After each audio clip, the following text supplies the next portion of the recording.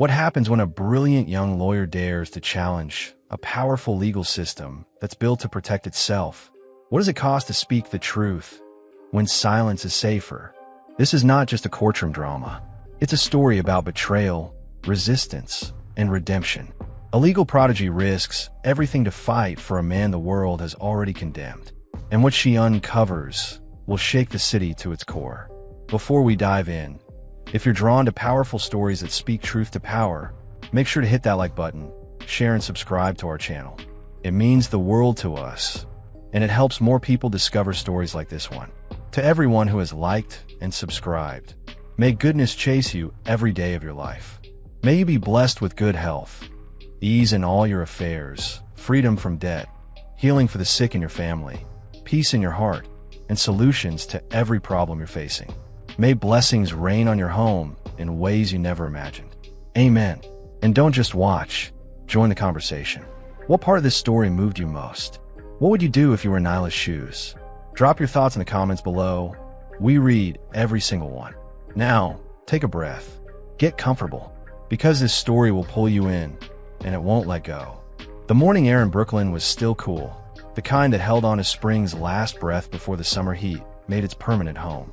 The streets hummed with low chatter, car engines, and the occasional honk echoing off brick walls. But inside Courtroom 3B of the Kings County Civil Courthouse, a different kind of tension lived. It wasn't loud. It didn't rattle the floor or climb the walls. It sat low and invisible, wrapped around necks like a quiet question. Nyla James, seated at the defense table, looked out across the courtroom. Her blazer was too big for her shoulders, but her eyes were steady.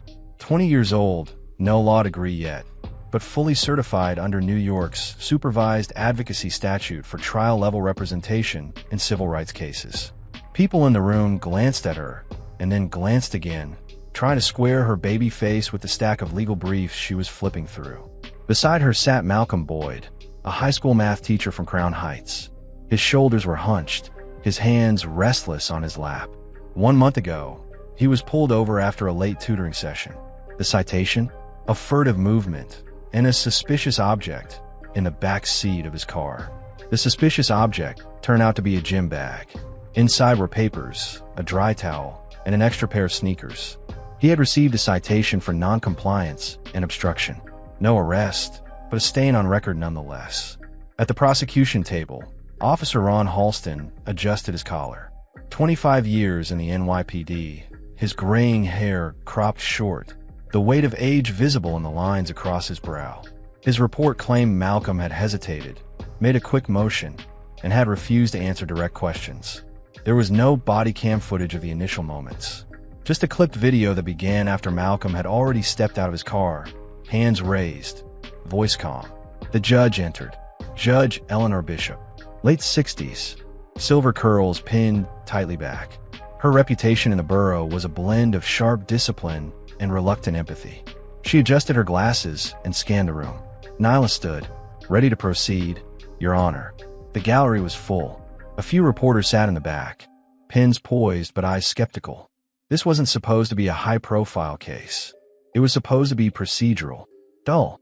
But Nyla had filed a pretrial motion to suppress the citation and included a counterclaim for profiling under city code. That turned heads. So did her age. Opening arguments were brief. The prosecutor, Assistant City Attorney Dwight Lemons, spoke first. His delivery was stiff, rehearsed. He described the stop as routine, the officer's decision as reasonable, and the behavior observed as justifying temporary detainment. Nyla stood next, walking slowly to the center of the courtroom. My client, she began, was driving home from helping a student prepare for state exams. He was calm, compliant, and cooperative. The officer who stopped him didn't ask his name, didn't ask where he was coming from, didn't ask what was in the bag. He just saw something he didn't like and decided to escalate. That's not safety. That's assumption. The room quieted. Malcolm's eyes flicked toward her, just for a moment. She didn't need to look back to feel it. He was scared, not of losing the case, but of what it meant if they didn't even try to fight it. The first witness was called. Officer Halston stepped up to the stand. He sat like a man used to being listened to. His voice was firm, but not aggressive. I saw the suspect make a sudden movement toward the back seat. In my training, that's a sign that someone may be hiding something. Nyla stepped forward. You didn't ask him what he was reaching for? No. I told him to step out of the vehicle. You didn't check the back seat right away. Standard procedure is to secure the individual first. But you didn't find anything illegal. No. You did find a gym bag with teacher worksheets and sneakers. Yes. You didn't mention the content of the bag in your report. I didn't think it was relevant. Nyla paused. Let that sit. Officer, do you consider context relevant? Lemons objected. The judge raised a hand. I'll allow it. You may answer. Halston blinked. Yes. When necessary. She nodded. But not this time. He shifted in his seat. Let's talk about your record, Officer Halston, she continued. 25 years, 24 commendations, but also 12 prior complaints involving stops in predominantly black neighborhoods. 6 of them noted lack of probable cause. How many of those were upheld? The prosecution objected again. This time, the judge sustained. Nyla didn't press. She turned away slowly and looked toward the jury. No further questions, Your Honor. As she sat down, a few jurors scribbled notes. Malcolm let out a breath, barely audible, but it reached Nyla like a wave. She glanced over at him and gave a subtle nod. Outside the courtroom, the hallway buzzed with murmurs. Inside, it was a steady unraveling. Not fast, not loud, but precise, like a clock winding backward. Nyla opened her binder again, flipping past tabs labeled by hand. One read testimony. Another read body cam analysis. A third was marked holes. There were no highlights, no sticky notes. Just ink. Dozens of lines, underlined. Evidence not just collected, but prepared like a weapon. As the court recessed for lunch, a reporter caught her in the hallway. You think you got a shot? Nyla didn't break stride. I'm not here for a shot. I'm here for the truth. She walked past him, out the door, into the light. Not smiling, not worried, just ready. Ready for the next question, the next line, the next page, and the storm she was about to walk right into. The Manhattan Municipal Archives building sat like a quiet fortress between taller structures on Chambers Street. Its heavy stone facade had seen decades of forgotten files, dusty boxes, and bureaucratic apathy. But to Nyla James, this was a battlefield. One line not with enemies, but with evidence. 3 days after Malcolm Boyd's first hearing, she was deep in the basement level, standing between steel shelves stacked with years of arrest reports, citation logs, and departmental reviews. A clerk named Ramon, with glasses too large for his narrow face, walked beside her carrying a dolly loaded with old case files. You said you're looking for complaint records between Precinct 7 and Precinct 13, he asked, wiping sweat from his forehead. Yeah, from the last 15 years, Nyla replied, keeping her eyes on the rows of boxes. Especially anything related to discretionary stops, profiling complaints, or citations involving school staff or educators. Ramon gave her a sideways look. That's a real specific ask. She looked up at him. So is systemic bias. He gave a low whistle and wheeled the cart forward. Hours passed in near silence, broken only by the soft slap of paper and the occasional hum of fluorescent lights overhead. Nyla moved like someone used to digging, not just through documents, but through distractions, through lies, through narratives carefully constructed by those who never expected to be questioned. She found one report from 6 years ago, a stop involving a middle school principal mistaken for a burglary suspect. The citation was dismissed, the complaint buried. Another file showed a cluster of stop-and searches within a 2-block radius of a public school in Crown Heights. Different years, different officers, same language in each report. Suspicious behavior, furtive movement, potential contraband. Then she found it, a sealed envelope inside a brown folder labeled Internal Review, Precinct 13. It had no barcode, no digital scan. Inside were scanned interview notes from a whistleblower complaint. Anonymous, dated 8 years ago. The officer described pressure from commanding officers to prioritize presence in gentrifying neighborhoods and create visibility through traffic stops. The notes weren't signed. The review was marked inconclusive. Nyla scanned the pages quickly, took photos, and marked the folder location. As she closed the file, her phone buzzed. It was Elijah Mercer, her friend from undergrad who now worked at a nonprofit watchdog group uptown. He'd been feeding her statistical data and pattern analysis for weeks. "You're not going to believe what I just pulled," he said, without preamble. "Try me. You remember Officer Halston's disciplinary file? We couldn't get full access because of the union seals, but I found a pattern match. There's a cluster of citations over a 10-year period where Halston was the arresting officer. And guess what? Tell me. 92% were issued to Black or Latino men between the ages of 22 and 45. And of those, 71% were either dismissed or never reached court." Nyla went still. "You just gave me a map, and you're going to need more than a map." The city's legal team just added 2 new lawyers to the case. One of them used to clerk for the appellate division. "They're circling the wagons. Let them," she said quietly. Later that evening, Nyla sat on a bench in McCarran Park. Her laptop glowed faintly in the dusk. Spreadsheets open beside scanned notes and deposition questions she was building out.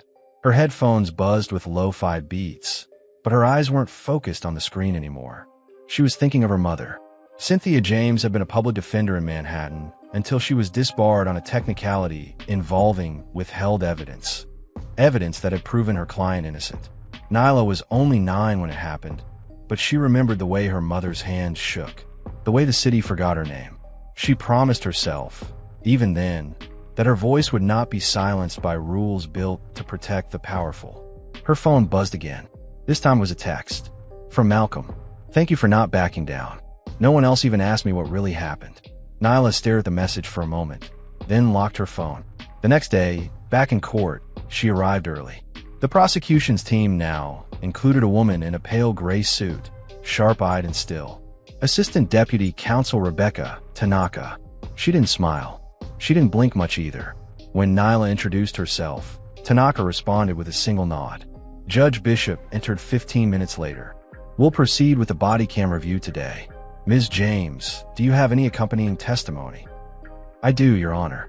And I'd like to request the court's attention to frame-by-frame discrepancies in Officer Halston's account of the traffic stop."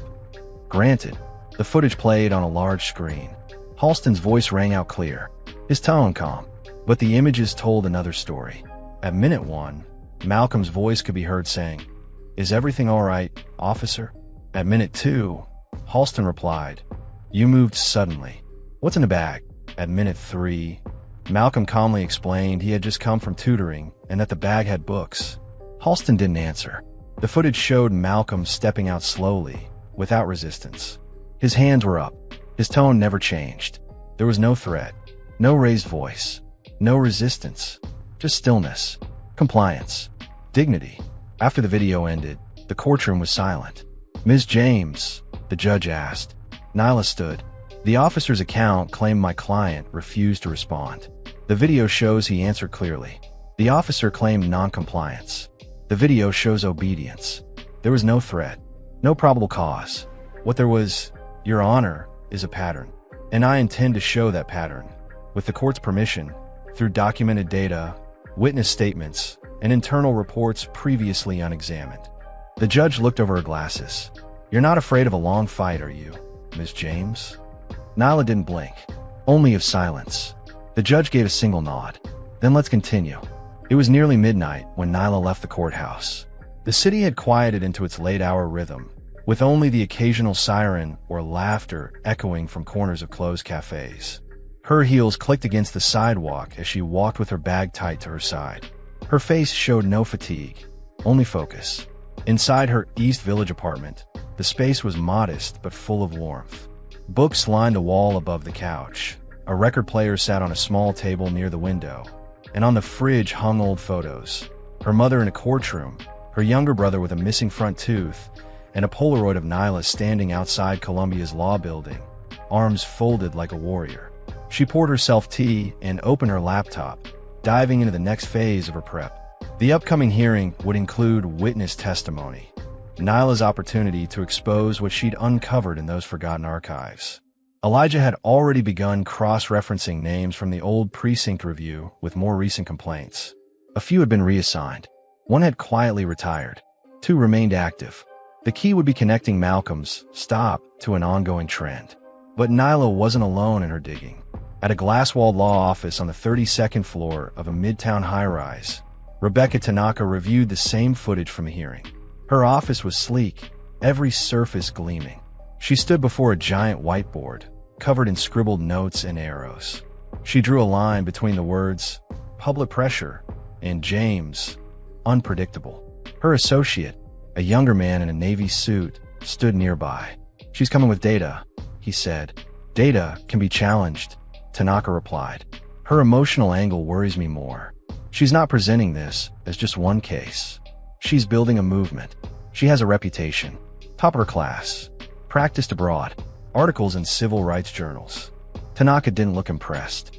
Reputations can be outmaneuvered, especially if they're too righteous for their own good. Back downtown, Nyla met with Elijah the next morning in a tucked-away cafe that smelled of espresso and fresh ink. He slid a folder across the table to her. This is what we got from Ramon last night, he said. Complaint records against Halston. Most were sealed. Took a favor to get these. Nyla opened the folder. Inside were 5 redacted forms. The oldest dated back 12 years. These names, she said, pointing to the complainants. Any of them willing to speak? 1. Guy named Clarence Givens. Former delivery driver. He's been vocal on social media for years about being profiled.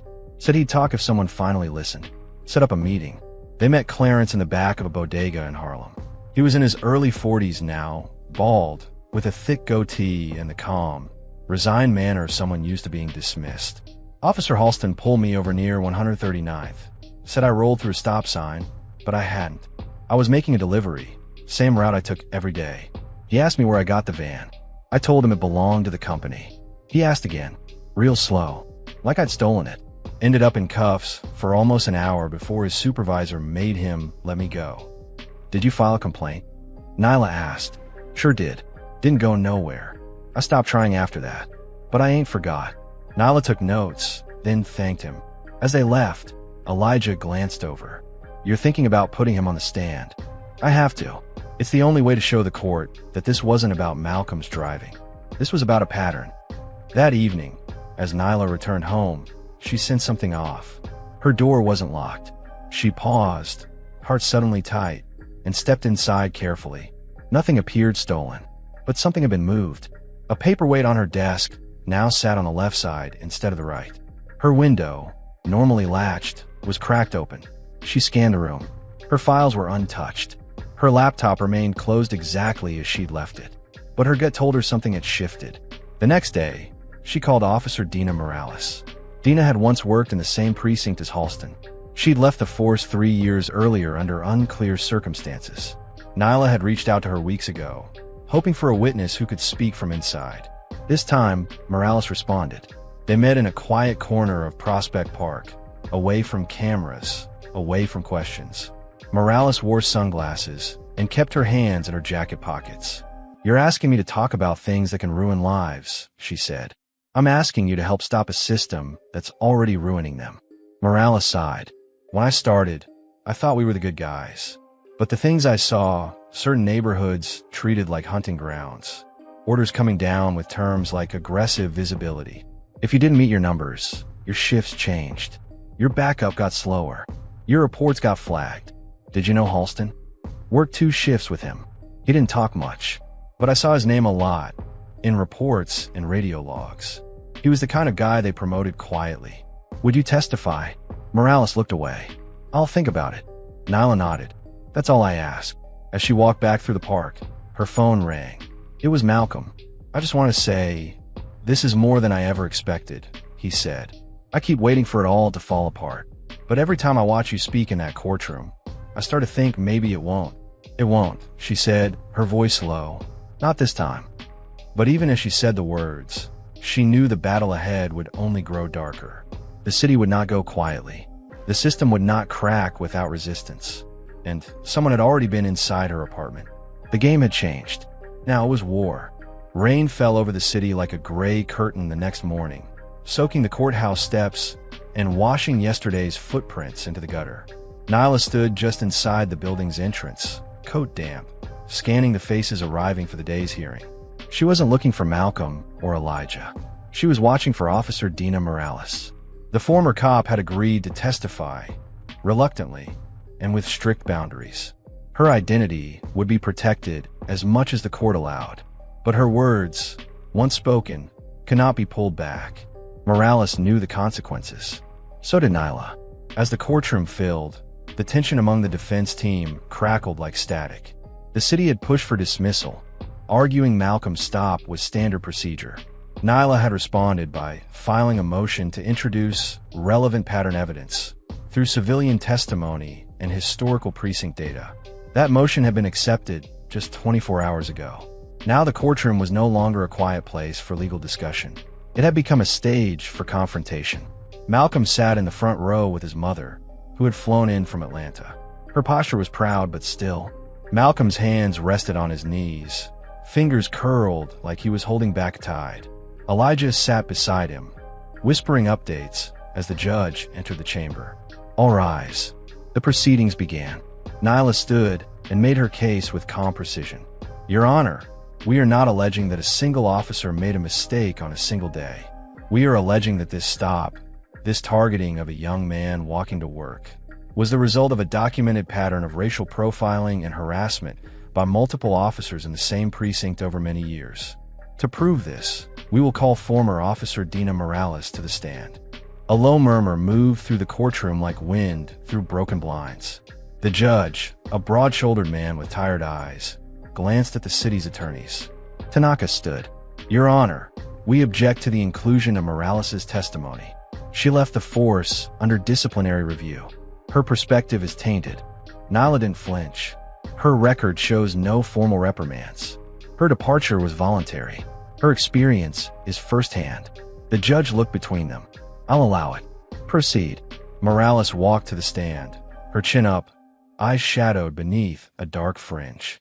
She took the oath, sat, and adjusted the microphone. Officer Morales, Nyla began, can you tell the court how long you serve in the 28th precinct? 5 years. During that time, did you observe any internal practices that you would describe as discriminatory? Yes. A pause. Nyla let the silence stretch, anchoring the jury's attention. Can you explain? There were unofficial quotas. You were expected to meet stop-and-frisk numbers. You were expected to focus on certain corners, mostly in Black and Latino neighborhoods. If you asked questions, you got reassigned. If you pushed back, you were labeled soft. Did you ever express concern? I did. To a supervisor. He told me, just do your job and keep your head down. Did you ever work with Officer Halston? Yes. Twice. Did you observe any conduct from him that supports the pattern you're describing? Morales shifted in her seat. I saw him stop 3 teenagers outside a corner store. No weapons. No cause. He searched them anyway. Told them to be grateful it wasn't worse. When I asked him about it later, he said, that's how you teach them early. Gasps echoed in the room. Nyla stepped closer to the bench, her voice firm. Why did you leave the department? Morales hesitated. Then she said, I couldn't be part of it anymore. Not without losing myself. The cross-examination from Tanaka was swift and vicious, trying to discredit Morales with questions about why she waited years to come forward. Morales didn't waver. When the testimony ended, the judge called for recess. Outside the courtroom, Elijah caught up with Nyla by the vending machines. That was heavy, he said. She was brave. Halston's lawyer will fight to exclude her from the record before closing arguments. I know. They returned to the courtroom after recess, only to find a sudden shift in mood. The city had requested an emergency evidentiary review. Tanaka walked to the bench and announced, we have reason to believe Ms. Nyla Temple's investigative materials were obtained in violation of court protocol. Nyla's eyes narrowed. What are you talking about? Tanaka lifted a folder. This was found in an unsecured mailbox at the firm of an anonymous informant. It includes privileged notes and recordings not entered into official filings. We question whether Ms. Temple's legal team may have improperly collected personal data from sealed documents. The judge stared at Nyla. Ms. Temple, do you have any explanation? Nyla's mind raced. Someone had broken into her apartment. Had they planted evidence? Or copied her files? I do not recognize that folder, Your Honor. None of those materials were submitted by our team. If any breach occurred, it was not initiated or authorized by me or my co-counsel. Tanaka spoke again. We believe this matter warrants a postponement and an internal ethics review. A delay, a stain, even the hint of impropriety could sink them. But Nyla didn't flinch. "Your Honor, I request a hearing to contest these claims, and I request the court to examine the metadata of every file presented. Let us see who accessed what and when." The judge nodded slowly. "Very well. A hearing will be held tomorrow morning. Until then, this court is adjourned." As people began to file out, Malcolm approached Nyla with storm clouds behind his eyes. "What are they doing?" "They're playing the game," she said. "Trying to smear me, slow the process, force a settlement. Are we still in this?" Nyla looked at him, her eyes fierce. "We haven't even started." That night, she sat at her desk and opened every file on her computer, searching for any sign of breach. Nothing obvious stood out, but she knew what happened. Someone had taken something. The question was, who? And how deep did it go? Then her phone buzzed. A message from an unknown number. "They know about Morales. Be careful who you trust." She stared at the screen. The fight was no longer just about Malcolm, or Halston, or even Morales. It was about the system, and the system had teeth. The next morning broke with a haze of diesel and fog, draping the city in a strange, muffled silence. Nyla sat at her desk in a simple black suit, her fingers wrapped around a cup of bitter coffee that had long gone cold. She hadn't slept. Her eyes moved across the screen in front of her, where digital files flickered open and shut in rapid succession. She wasn't just checking for tampering now. She was hunting for patterns. At 8:15, Elijah arrived with 2 bagels and a grim look. "Judge Parson approved the review," he said, placing one on her desk. "But it's limited. Only a half-day session. The city wants to fast-track closing arguments by next week." Nyla nodded without looking up. They're afraid Morales will trigger something bigger. They should be. They headed to the courthouse in silence, the weight of the day settling in like iron chains. At the evidentiary review, a tech specialist testified on behalf of the court.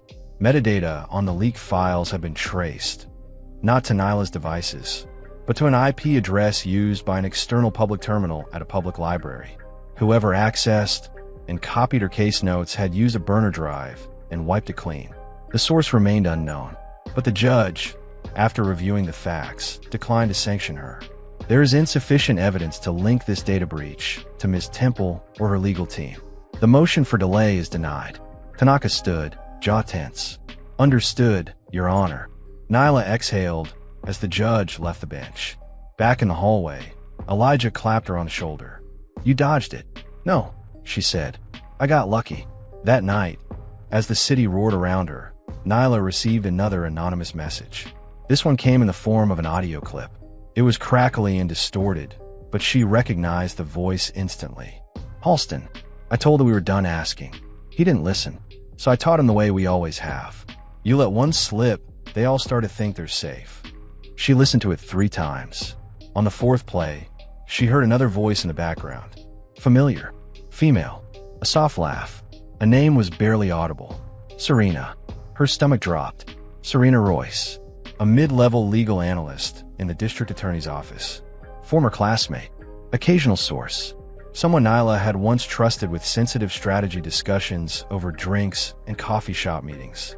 Be careful who you trust. Now the message made sense. Serena was the leak. Nyla paced the floor, fists clenched. She couldn't confront her directly without proof. And she couldn't involve Elijah. Not yet. She had to think, to act quietly and fast. The next day, she filed a sealed motion to submit the Halston audio clip into evidence as a statement against interest. She claimed the source was confidential, not unlawful. Predictably, Tanaka objected. Another battle ensued, and the judge, unwilling to delay further, allowed a limited admissibility ruling. The jury could hear the portion of the tape that included Halston's voice, but not the rest. That was enough. The day the jury heard it, the courtroom turned colder than the wind outside. Halston's words filled the space, their cruelty clear, unfiltered, undeniable. Jurors stiffened. Even the court stenographer paused slightly. Tanaka looked hollow. The blow had landed. Outside, as snow began to fall in light spirals, Nyla sat with Malcolm and his mother in the lobby. For the first time since the trial began, his mother reached out and took Nyla's hand. "Whatever happens," she said softly, "thank you for making them see him." Nyla nodded, holding back the lump in her throat. But that night, as she walked home through the snow, a figure stepped out from behind a parked van. Serena. She wore a long coat and carried an umbrella. "You filed the audio," she said. "I had to. You recorded it. I receive it anonymously. You know how much trouble you're causing? Only if I'm doing it right." Serena's face tightened. "I never meant for anything to hurt you, Nyla. But this case was always bigger than you. The DA's office doesn't want change. They want containment. I try to slow them down, not sabotage you. You gave them my files." Serena hesitated. "I told them Morales was on the list. I didn't think they'd go this far." Nyla stepped closer, voice low. "You don't get to pick the consequences once you compromise the truth." Serena's expression flickered with regret. "I was scared. So am I," Nyla said. "But I'm still standing." Serena walked away without another word. Back in her apartment, Nyla pulled open her notebook, flipping past pages of timelines and transcripts. On the last page, she wrote a name. Captain Jules Eberhardt. He was Morales' former supervisor, and the man who told her to keep her head down. It was time for him to speak. Nyla picked up her phone and dialed the number Morales had reluctantly given her. When he answered, his voice was slow, hoarse, and defensive. "Captain Eberhardt, this is Nyla Temple. I'm representing Malcolm Knox. I have one question. I'm not interested in helping you. I think you are. Because if you don't, the next subpoena will include your pension records and your personnel file. And your name will be in headlines. Just like Halston's." A pause, then a sigh. "I'll meet you. One time. No press. No recordings. Deal." She hung up and closed her eyes. The walls were shaking now. The city could feel it, and the final crack was coming. The meeting took place in a Queen's diner that had seen better decades. Linoleum floors, flickering neon lights, and a jukebox that hadn't worked since the early 2000s. Captain Jules Eberhardt sat in a corner booth, nursing a black coffee and a plate of untouched toast. His eyes were sunken, his silver hair buzzed tight. He had the look of a man who had buried more secrets than he could carry. Nyla slid into the booth across from him. She didn't order anything. She just opened her notebook and stared at him. "You said one meeting," he muttered. "One's enough. I need to know what you told Halston after the Morales report came in." Eberhardt's lips twisted into a bitter smile. "Same thing I always told the new kids. Let go. The brass won't back you. Internal affairs won't listen. It wasn't personal. It cost Malcolm his badge. It cost Ava Morales her health. And it cost your department its integrity. You don't think I know that?" Nyla leaned in. "I think you watched them destroy her and look the other way. And now the wrong person's paying the price." Eberhardt glanced toward the window, as if the answer might drift in with the snow. "I told Halston to keep it internal. He said she was exaggerating, playing victim. I didn't push back. Didn't want the noise. You stay in this job long enough, and the noise wears you down. You're not in the job anymore. So speak." He looked back at her, eyes sharp. There was video. Nyla blinked. "What video?" "Body cam." Morales had her mic on when she confronted Detective Keegan in the locker room. It caught everything.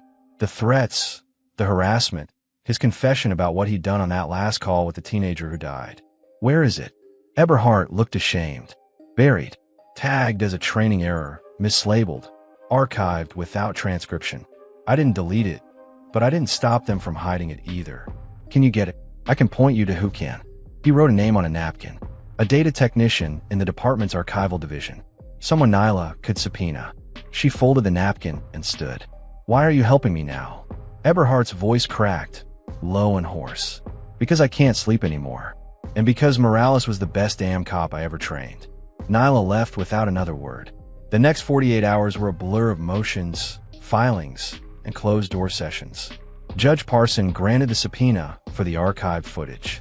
The city fought it, but the motion passed. Within a day, the video arrived, old, grainy, but clear enough. It showed Ava Morales, alone in the locker room, confronting Detective Keegan. Her voice was steady, her words deliberate. "You targeted him because he embarrassed you. You want to keep your job, Morales, then stop asking the wrong questions. You lied about that call. That kid didn't need force. He needed time. Back off, Ava, or you'll find out how easy it is to be the next ghost in this building." Keegan's voice dripped with malice. And then, Ava's face went pale. The video cut off. Nyla sat in the courtroom, as the jury watched it in stunned silence. Elijah sat beside her, his jaw tight. Malcolm couldn't look away. Halston's defense tried to discredit it, claimed the file's age made it unreliable. But the damage was done. In closing arguments, Nyla rose with calm authority. Ladies and gentlemen of the jury, this case was never about one mistake. It was about a culture that punishes truth and protects silence. Malcolm Knox didn't act out of anger. He acted out of pressure, isolation, and fear. The same fear that destroyed Ava Morales. The same fear that Detective Halston helped weaponize. You've seen the truth. Now it's time to return justice to those who've been denied it. She sat down. No drama. No tears. Just facts. The jury deliberated for 2 days. On the third afternoon, the verdict came in. Guilty. All counts. Halston stood frozen. His attorney placed a hand on his arm. The courtroom buzzed as reporters scrambled to file their stories. Outside, police stood on alert, bracing for public reaction. But inside, there was only silence. Then the quiet sob of Malcolm's mother. Nyla closed her eyes. Just for a moment. It was over. Or so she thought. That evening, as snow fell heavy over the East River, Nyla met Elijah at a quiet cafe near Astoria. He wore a worn wool coat and 2-day-old stubble. You did it, he said. We did. He leaned in. You know, it's not just this case. You've rattled every precinct in the borough. People are scared. The mayor's office is asking questions. I didn't do it for the city. I know. He reached into his coat and pulled out an envelope. What's this? A letter. From the Justice Advocacy Network. They want you to head up a new division. Civil rights litigation. Nyla looked at it, then set it aside. I need time. You'll get it. But don't take too long. They're not used to people like you standing in these rooms. She smiled faintly. They'd better get used to it. Outside, horns blared and sirens sang over the frozen streets. New York didn't pause for justice. But maybe, just maybe, it had made room for it. The city didn't change overnight. Halston's conviction made headlines for a week. Then the news cycle moved on to another scandal, another tragedy. But inside certain buildings, in courthouses, precincts, and law schools, people remembered. They whispered the name Nyla Winston with equal parts reverence and warning. Not everyone was happy. In the weeks following the trial, Malcolm's case was quietly reopened by a newly appointed review board. The board, stacked with former judges and independent counsel, began re-evaluating the circumstances surrounding his dismissal. The process was slow, but movement was happening. Nyla didn't return to her firm. She cleared out her desk one rainy Sunday afternoon. The senior partners didn't try to stop her.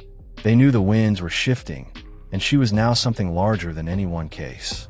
What they didn't know was that Nyla had already started building something of her own. In a small office above a grocery store in Harlem, she opened her practice. No marble floors. No receptionist. Just a worn desk, a bookshelf filled with case law, and a hand-painted sign on the window that read, Winston Legal Advocacy. Clients came fast.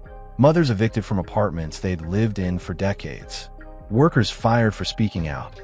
Immigrants wrongly detained during routine traffic stops.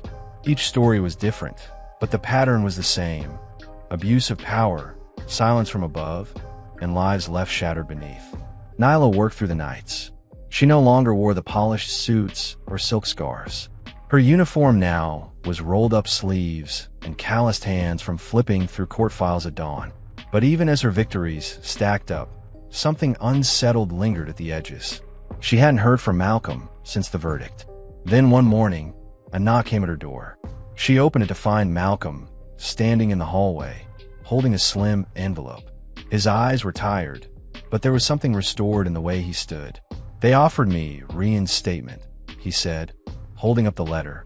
Full pension, full clearance, even a commendation, if you can believe that. Nyla waited. I told him to shove it. That caught her off guard. He laughed. I'm not going back. I can't be part of that world again. Not like before. But I wanted you to know. You gave me back my name. That's more than I ever expected. He hesitated, then held up a second envelope. This one's for you. She took it slowly, opened it, and found a check. A large one. What's this? Ava Morales' mother reached out. She wanted me to split the civil settlement with you. Said Ava would have wanted it. I added my part. I figured maybe now you can hire a paralegal, or at least buy a proper coffee maker. Nyla looked at the check, then at Malcolm. "You're sure?" "I'm sure. Besides, I've got plans." She raised an eyebrow. "I'm opening a community center. Legal literacy, trauma support, maybe even some mentorship programs. The kind of place that might have saved me 10 years ago." For the first time since the trial, Nyla smiled and meant it. "I'll send clients your way, and I'll send them back." They stood there, former cop and former corporate prodigy, neither belonging to the world they'd once come from, but building something better. That night, Nyla walked along the Harlem River, the lights of the city reflected in dark ripples. She stopped at a bench near the water's edge, her breath visible in the cold. From her coat, she pulled out a folded sheet of paper. It was the job offer from the Justice Advocacy Network. She tore it in half, not out of anger, but clarity. She didn't need their validation anymore. Her courtroom was here. Her fight was here. And the next battle was already knocking on her door. As she turned to leave, her phone buzzed. A new case. A young woman in the Bronx. Fired after filing a harassment report against her manager. Nyla tapped out a response. "I'll take it. Let's begin tomorrow." Because tomorrow, the echo of justice would ring again. And this time, it had a voice that could not be silenced. The end. Here are 7 moral lessons that emerge from the story. 1. Standing up for the truth comes with a cost, but the cost of silence is far greater. Nyla Winston knew the risks when she chose to represent Malcolm Grant. She understood what it meant to challenge her firm, risk her reputation, and face the institutional machinery that had long protected itself through silence. But she did it anyway. What her story reminds us is that silence, especially from those with the power to speak, allows injustice to thrive. The cost of speaking out may include isolation, career setbacks, or even personal loss. But the cost of staying silent, of letting corruption go unchecked, is a price that society and the vulnerable are forced to pay again and again. Nyla's courage teaches us that truth is not passive. It demands advocates, and it requires people to take a stand even when the odds are uneven and the ground is unsteady. 2. Redemption is not given, it is fought for. Malcolm Grant was labeled a disgraced cop, a man whose name had become a cautionary tale whispered through precincts and legal circles. For years, he carried the weight of false accusation and public shame. But redemption, in his case, didn't come from apology or mercy. It came through the dogged pursuit of truth. He didn't wait for the system to right itself. Instead, with Nyla's help, he fought back. His redemption was not just about clearing his name. It was about reclaiming his dignity, standing in his truth, and becoming someone stronger because of the pain he endured. In life, many people fall or are pushed down unfairly. But what matters most is how one rises. Redemption is not a gift from others. It's a path we carve ourselves, often with blood, resistance, and conviction. 3. Systems don't change until someone disrupts them. One of the central truths of this story is that institutions, whether legal, governmental, or cultural, rarely correct themselves from within. They require disruption. They require the courage of individuals willing to challenge the status quo, expose what's broken, and demand something better. Nyla's journey wasn't just about winning a case. It was about shaking loose a culture of cover-ups, backdoor deals, and quiet complicity. Her success wasn't simply a legal victory. It was a challenge to a structure that had allowed injustice to fester beneath a polished surface. Change, especially structural change, begins with discomfort. It begins with someone refusing to go along and choosing instead to fight back, even when it means going alone. 4. True justice is rooted in compassion. At the heart of Nyla's work was not ego, ambition, or even revenge. It was empathy. She saw Malcolm not as a disgraced cop, but as a man failed by the system. She saw Ava Morales not just as a tragic statistic, but as a young woman whose story deserved to be honored. And later, she saw everyday people, immigrants, mothers, workers, as human beings worthy of dignity and protection. Justice, when done right, is not cold or mechanical. It's deeply human. It begins with the willingness to understand pain and act on that understanding. Too often, legal systems strip humanity out of the process. Nyla's story reminds us that compassion is not weakness. It is the strongest foundation upon which real justice can be built. 5. Power without accountability is always dangerous. Detective Halston wielded his power without consequence. For years, he manipulated evidence, suppressed testimonies, and destroyed lives, all under the protection of rank and reputation. His eventual conviction wasn't just about punishing one man. It was a cautionary tale about what happens when power is unchecked. The lesson here is clear. No institution or individual should be beyond scrutiny. The moment we stop questioning authority, we create the conditions for abuse. And the more we allow those in power to escape accountability, the more distant justice becomes for the rest of us. Holding power to account is not an act of rebellion. It is an act of preservation. A society that fails to do this risks collapsing under the weight of its own injustice. 6. One voice can inspire movement. Nyla's stand began with a single case. One man, one file, one courtroom. But from that stand came a ripple, a growing awareness, a stirring of change. People began asking questions. Media attention followed. Old cases were reopened. Even her former colleagues were forced to reevaluate their silence. We often think change requires mass movements, grand gestures, or huge platforms. But sometimes, it starts with one voice that refuses to bend. One act of courage can light the path for others to follow. Nyla didn't set out to start a movement, but by staying true to her principles, she inspired one. 7. You don't have to return to the system to change it. At the end of the story, both Nyla and Malcolm make a choice. They don't go back. Malcolm refuses to rejoin the police force, despite being vindicated. Nyla walks away from the prestige and comfort of her old law firm. They choose instead to build something new. This is perhaps the most powerful message of all. Real change doesn't always come from reforming existing systems. Sometimes, it comes from creating new ones.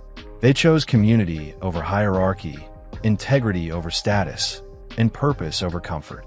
And in doing so, they became more than survivors of injustice. They became architects of hope. Disclaimer: the story presented in this video is a work of fiction. All characters, names, events, and situations have been created for the purpose of conveying moral lessons, inspiration, motivation, and education.